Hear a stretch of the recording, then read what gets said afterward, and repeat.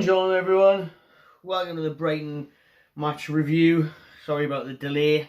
Obviously normally we get things out very quickly here at the Magpie channel, but it's been a very wild, very messy few days, since Wednesday really.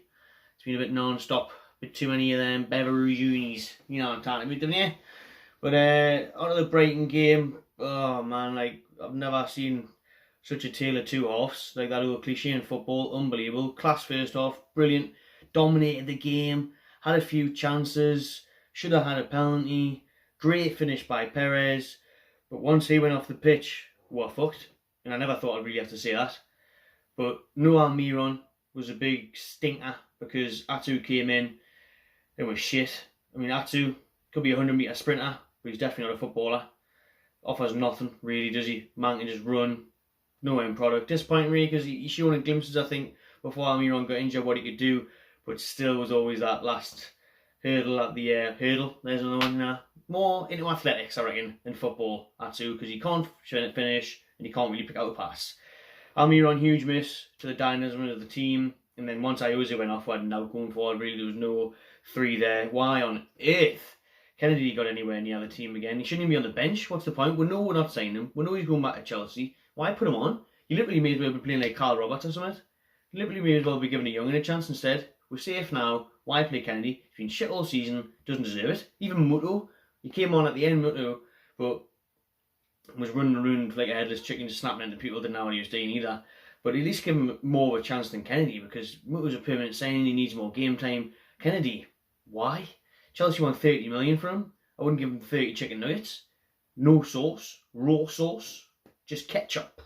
Nout for Kennedy. Nout for anyone really.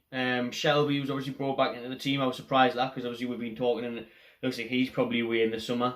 Surprised he got a start. But he did well in patches, but he was hot and cold, wasn't he? Really. I mean, he's shown what he could do at times. Remember he played a lovely ball over the top early on. But then again, Brighton was surprisingly giving us so much of the ball as well. I couldn't believe it that they knew that they won that game, they're all but safe.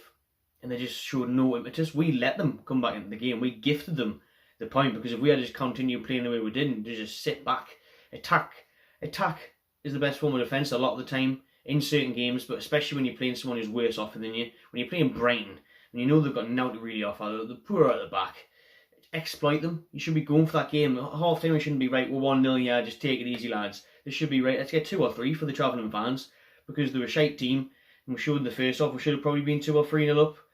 Didn't really create enough shots on goal, mind, but the goal that we did score was unreal, mind. Unreal. Paul Dummett given, again, loads of time and room to get the ball in. Rondon with a shoulder chest down into Perez, and Perez, you can just see how full of confidence that lad is at the minute, and he smashes it into the roof of the net. Thoroughly deserved goal. Buzzing for him, and he was even injured as well. He even scored there through an injury. Unbelievable. He carried on for another 10-15 minutes after that. He couldn't celebrate. Apparently it's a hip injury, but he's posted saying that he fancies his chances of being back for Saturday against Liverpool, so that's good, because when he's on fire like this, you just want to keep on playing the lad. It's unreal. I hope he's not playing it just because he wants to move back to Spain, because Rafa said he wants to keep a hold of him, and definitely need to. If we can get him playing like this more regularly, he'd be a great player. But then I think the lads thought that the half-time whistle was the full-time whistle, because they may as well just stay in the dressing room, because not one of them turned up second half. Didn't see nout from them. Disappointing really. Disappointing for the goal now. I thought Dubravka again, I mentioned it a couple of times now, he hesitant at crosses, he doesn't know whether that come or go, and he gets caught in no man's land. I'm just surprised we didn't go on and lose that game. I thought they were going to nick it right at the end. Glenn Murray had a good chance as well, and Mike Dean didn't stitch us up, because he stitched up in the sense that Shaw should definitely have had a penalty. And this goes back to where you cannot blame players for diving in the box. You cannot, because if Shaw goes down there, it's a penalty. But he doesn't, does the moral thing, stays on his feet. Mike Dean doesn't give it. I think there was another shout, maybe was it for a handball, a couple of questionable things in the Brighton penalty area, where we should have had at least one penalty, but Mike Dean didn't want to be the star of the show for Newcastle. He was hoping for that Brighton comeback one. He wanted to be the talking point over Brighton maybe staying up, so wouldn't ever expect to get anything off him.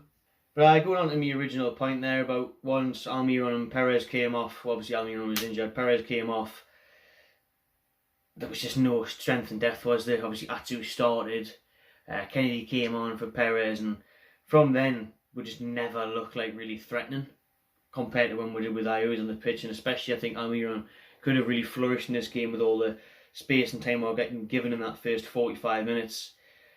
It shows that there's a huge job over the summer at Newcastle United. First and foremost is obviously keeping Rafa, but there's a major overhaul of that squad needed. Major.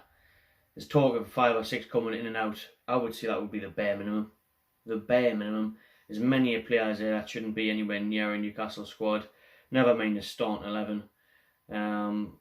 So it's in that case where you're in real danger if you get that odd injury, like what's happening to Almiron now. I mean, if we were counting on a few points in the last couple of games to stay up, and obviously with no Miggy and maybe no Ayoze Benitez, we could be well and truly fucked, because without them there's not much goal threat. I mean, you want to hope Perez is fit, like I've said, for Liverpool, because he's the one that looks like getting the goals, or maybe Rondon's due one to chip in with one, but we'll wait and see. But there's a huge job over the summer for Newcastle, absolutely massive. But the Brighton game, I think it was a case of maybe the season fizzling out there second half, because they might have thought they'd done enough since Brighton didn't really threaten. But 1-0 down, the opposition is always going to get that chance. They're always going to get a moment where they could maybe score, and they took it.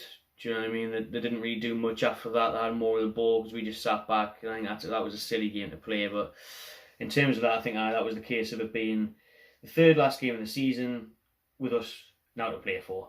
I think the Liverpool game will hopefully be different though, because we obviously should be more pumping up for that one. But the Brighton game, I mean, there's not much point in me down a bit that much longer, to be honest. Because I'm still having hungover. Sunday, enjoy the rest of your Sunday, everyone. Time to chill out. Chinese on the cards. And we'll be back next week for the last home game of the season. It's flew over like, hasn't it? Eh?